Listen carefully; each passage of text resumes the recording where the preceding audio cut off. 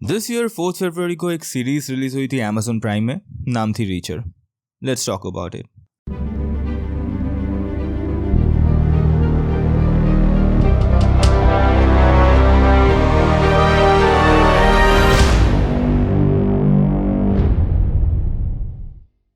Author Lee Child ने हमें Jack Reacher जैसी एक फिक्शनल कैरेक्टर दी है जिसके 26 नॉवेल्स एंड 15 शॉर्ट स्टोरीज अब तक पब्लिश हुई है। Due to my job, it has been very difficult to keep a track of every Reacher novel, but I have read somewhat 15 or 16 novels by now, so it would not be an exaggeration to say I love Reacher novels. So being a Reacher fan, I will be slightly partial to this series, but मैं फिर भी explain करूँगा कुछ positive and negative points और क्यों आपको Reacher series देखनी चाहिए। Throughout the years, Reacher has become more like an emotion. Reacher एक ex-US Army military major है जो while working military police में था। एक दिन अचानक उसने अपनी जॉब छोड़ दी in the military and since then वो पूरे यूएस का चक्कर लगा रहा है doing odd jobs while at it. Reacher एक बहुत ही इंटरेस्टिंग कैरेक्टर है जिसका कोई प्राइस पोजीशन या इवन एक घर भी नहीं है। वो while traveling from place to place by road अपने पॉकेट में सिर्फ एक टूथब्रश, एक एक्सपायर्ड पासपोर्ट और कुछ कैश रखता है। जब आप रीचर के नॉवेल्स पढ़ते हैं तब आपको एक फ्रीडम महसूस होती है जो कि आती है उसके फन एंड मोटिवलेस डिसीजंस और नोमैडिक लाइफस्टाइल से। सीरीज से पहले रीचर की 2 मूवीज आई थी जिसमें टॉम क्रूज ने बहुत अच्छी तरह से रीचर को पोर्ट्रे किया था और उनकी परफॉर्मेंस खुद ऑथर को भी बहुत पसंद आई थी। पर सैडली फैंस को वो पोर्ट्रेयल पसंद नहीं आई and they had to drop the project after 2 movies only. Jack Reacher एक 6 फुट 5 इंच हाइट का एक जायंट सा आदमी है जिसके सिर्फ हाथ एक डाइनिंग प्लेट की साइज का कहा गया है नॉवेल्स में। In short, wherever Reacher goes, he attracts lots of attention from people around him. Most of the time, it's intimidating. So Tom Cruise के लिए एक ऐसे कैरेक्टर को physically portray करना नामुमकिन था। I personally loved his portrayal, but I can also understand other fans' perspective as well.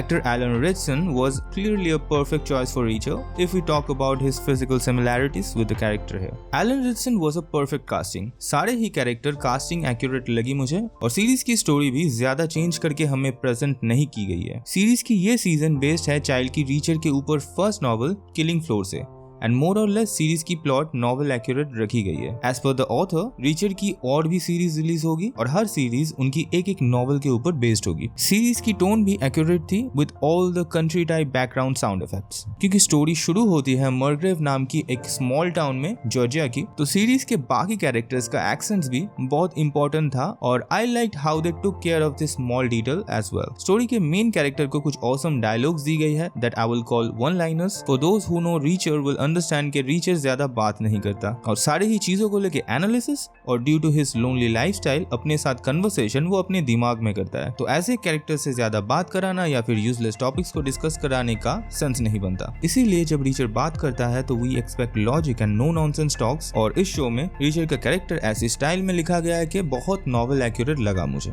Background score भी बढ़िया है as well as acting from every cast member. Most of the time Reacher has only one facial expression जो कि मुझे थोड़ा सा unexpected feel हुआ। I get it कि नॉवल में भी रीचर एक पोकर फेस और एटीट्यूड रखता है because he is not an emotional guy और मोस्ट ऑफ द टाइम वो किसी भी तरह का अटैचमेंट अवॉइड करना चाहता है ड्यू टू हिज वेगाबंट एटीट्यूड। पर आई नो दैट बिकॉज मैंने नॉवल पढ़ा है और नॉवल में काफी इंफॉर्मेशन और एनालिसिस रीचर के दिमाग में चलता है। So we as a reader know exactly कि उसके दिमाग में क्या चल रहा है। पर सिंस सीरीज एक थर्ड पर्सन पर्सपेक्टिव से स्टोरी को दिखा रहा है तो इसीलिए शो के मेन कैरेक्टर का कम बात करना और पोकर फेस रखना बाकी वॉचर्स के लिए शो को थोड़ा सा डल बना सकता है। आई लव्ड कि गाय रिची ने जैसे शेरलॉक होम्स में शेरलॉक का point of view time to time दिखाया था to give us a more clear view of the main characters mind. इस शो में भी अगर कुछ ऐसे ही दिखाया जाता तो I would have really appreciated it. This is what I felt when I saw the Reacher movie first कि रीचर को एज अ स्ट्रेंजर या फिर मिस्ट्री मैन प्रेजेंट करना जबकि ज्यादा मेक सेंस करता है, फिर भी रीचर के माइंड का एक view only for the audience would have given the character more layer. Show की one of the main cast Willa Fitzgerald की एक्टिंग कुछ ऑफ लगी मुझे, स्पेशली उनकी on and off Atlantan accent थोड़ी सी नोटिस हुई मुझे। While I'm not an accent expert to give you an explanation of what is the difference between Atlantan and Alabama accent in Texas accent, but